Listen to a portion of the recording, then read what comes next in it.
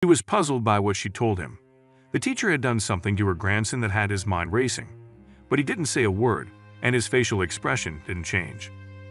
He continued to listen to her until she had nothing more to say. He made no reply when he hung up the phone and got into his truck. He didn't know what he would do or what he would be faced with when he got there, but he couldn't let this slide. Malcolm Bedford had always been supportive of his daughter's decisions. When she met her partner, Bela, he was happy that little Zach would have another parental figure in the household. Although Malcolm was open-minded enough to accept that Zach now had two moms, he couldn't abide by what the school was doing behind all of their backs. It was a step too far. Kayla Bedford and her partner had researched all the schools in the area of Wichita, Kansas, before finally deciding on Bethany Early Childhood Center. They wanted their 2-year-old son, Zach, to get the best possible start in life. With small classes and a focus on instilling solid Christian values, the private school seemed like the perfect fit. Even though Zach was the only African-American child in his class, Kayla thought that Bethany Early Childhood Center would be a good fit. She filled out the paperwork and promptly enrolled him. She couldn't have known that the school was about to do something that would make her sorely regret her decision and cause controversy online. It wouldn't be long before other parents were demanding answers too. After a few months at the school, everything seemed to be going well. Little Zach made a lot of new friends and seemed to love all his teachers. Kayla began to enjoy her free time at home, trusting that her son was in good hands. But as Kayla and her partner were about to find out, things weren't what they seemed. One day, Bela dropped Zach at school early, as usual. She said her goodbyes to the little boy and left him in the teacher's capable hands. But something told her to turn around as she walked away. And when she saw what was happening, she couldn't believe her eyes. Immediately, her blood began to boil. Just what did they think they were doing? She had to tell Kayla right away. Kayla was livid when she learned what had happened at her son's school that day. She had worried that her son would have a hard time fitting in, but this? It was just too much. She stormed into the school to confront Zach's teacher, only to be completely blindsided. She saw what he was wearing and saw red. Bela had turned around to see the teacher putting a dress on their son. And even after she had confronted the teacher that very morning, the teacher had the audacity to go against her wishes. When Kayla arrived at the school to give them a piece of her mind, she saw Zach wearing the dress again. What was going on here? Kayla stormed over and pulled the dress off her son. "We don't do this," she spat. Then, she pulled the teacher aside and told her that she didn't condone her son wearing a dress at school. The teacher just laughed in her face, exclaiming, "He's only 2. Well, if the teacher wasn't going to take her seriously, she knew someone who would. Now, Kayla's dad wasn't a man to take things lying down. Standing at 6 feet tall with an impressive collection of tattoos covering his heavily muscled arms, everyone in town knew he wasn't a man to be trifled with. And now he was ready for a showdown. Zach's teacher had no idea just what was coming her way. Kayla called her dad and told him everything. She was furious, and the teacher obviously wasn't taking her seriously. "A dress, Dad," she yelled. "Please come," she pleaded. Malcolm hung up and got into his truck, getting angrier by the minute. Nobody messed with his family. They didn't call him the Wichita Mangler for nothing.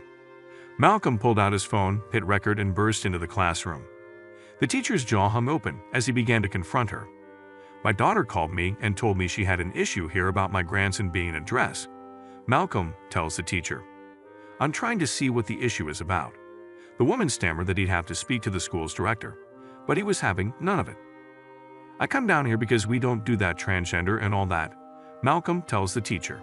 "We don't do that." But the teacher's reply sent him reeling. "He's 2, she insists. "I don't appreciate you encouraging him to put on no dress. For a second time too," Malcolm yells. "And don't think this is going away. I'm going further with this. The next time you put any kid in a dress, we're going to make you go viral." Malcolm uploaded the video to Facebook, where it quickly gathered traction. The video clip had been viewed more than 22,000 times just a few days later. It wasn't long before Malcolm found himself in the middle of a heated debate online. But why all the controversy? "I'm a lesbian, but I don't push my son in any direction," Kayla explained. "Whatever he decides to do or wear in the future is his decision." However, netizens who heard about the story were divided. "You can hear the teacher say he's 2, one Reddit user wrote. "I work in a prep school with 2s, and I can tell you that in the dramatic play area we have all types of clothing. To them, it's just clothes. It doesn't represent gender at all. They are 2. Another wrote, "The staff shouldn't be putting kids in dresses.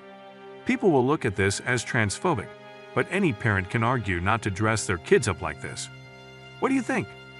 "It's hard to actually know what went on, but I'd put a little boy in a dress if that's what he wanted," wrote one Instagrammer. "My son has worn princess dresses with his sister. It's called dress up. Relax." And according to pediatrician Jack Maypole, playing dress up is a popular game, even among young boys. Pediatrician Jack Maypole advises parents that playing dress up is a useful tool that helps children explore their gender identity. And it's completely normal for children to dress up as the opposite sex. And according to a study, playing dress up isn't just helpful for exploring gender identity. It helps children learn about empathy as well. This is a very common behavior, and again, it's a step in kids figuring out gender identities. Before about age 4, children may be able to identify a picture of a person as either male or female, the pediatrician explained. But they may think that if the subject changes clothing or hairstyle, he or she changes sex as well. Dress up helps kids test out theories and arrive at a more mature understanding that clothes don't make the man or woman. And there still has been no reasonable explanation from the teacher as to why her son was wearing a dress on not one, but 2 occasions, even after she was warned about it. But there was another reason why Kayla was angry about the situation. Kayla is concerned because her son is the only African-American boy in his class. She feels like he's already vulnerable to discrimination from the other children, and seeing him parading around in a dress might make the situation worse. Another concern she has is that the school seems to lack dress-up outfits for boys. At Bethany Early Childhood Center, we put our children first and foremost. We encourage our children to play in a Christ-centered atmosphere that we hope will allow them to gain confidence and learn to interact with others in a positive way, a representative responded. Our primary responsibility is to our children, and part of that is protecting their privacy. Because of this, we are unable to comment on specific incidents involving a child in our care. Meanwhile, on Reddit, the video continues to spark debate. However, because neither the school nor the teacher ever clarified why Zach was wearing a dress, it's been difficult for people to pick sides. Redditors are divided about whether boys should be allowed to cross-dress in school, but most agreed that Malcolm's handling of the situation was just plain wrong. It's not a matter of putting them in a dress. There are outfits in most pretend play areas, including dresses, and in most schools, you are legally not allowed to tell a kid, "No, you can't wear or put that on," one Redditor wrote. "You're right, the staff can't force them to wear it, and shouldn't, but I don't think that's the case, just how that man took it. You this again, we're gonna make this go viral. Yeah, he's an asterisk asterisk." Another user wrote, "He doesn't even know if that's the woman who did that to his grandson, and there is a way to handle situations when you're upset without acting this way. He literally stood there and intimidated that woman in front of kids. No, I'm not done talking to you. I would have had him leave and not come back with his grandson. The boy was 2. The teacher remarks on that in the video. But by the time he's 4, he will feel out of place as a boy in a dress. Are you saying that's not the case?" Another Redditor argued. "Oh, I know about the pink and the blue juxtaposition and the dresses for kids under 4. That's not the case anymore, and the issue is neither the grandfather's fragile masculinity, but the child's own comfort and welfare immo. And honestly, an even bigger issue is the teacher making grand life decisions for a child of 2. It's not her place to assign gender to a 2-year-old or 4 or 16. In order to protect the privacy of those depicted, some names, locations, and identifying characteristics have been changed and are products of the author's imagination.